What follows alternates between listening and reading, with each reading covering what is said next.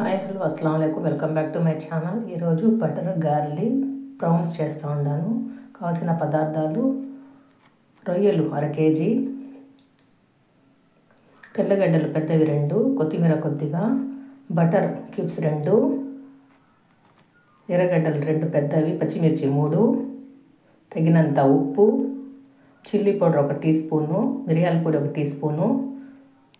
First stove వెలిగించుకొని butter వేసేయాలండి 2 cubes. అది బాగా కరగనివ్వాలి. బాగా కరిగినాక తెల్లగడ్డలు కట్ చేసుకున్నాం కదండి, అది వేసి బాగా ఫ్రై చేసుకోవాలి. బాగా ఫ్రై చేసుకుంటూ ఉండాలి. చేసుకున్న తర్వాత ఎర్రగడ్డలు పచ్చిమిర్చి వేసి ఫ్రై చేసుకోవాలి. బాగా ఫ్రై చేసుకోవాలండి. చేసుకున్నాక రొయ్యలు వేసి అది కూడా వేసి ఫ్రై చేసుకుంటూ ఉండాలి.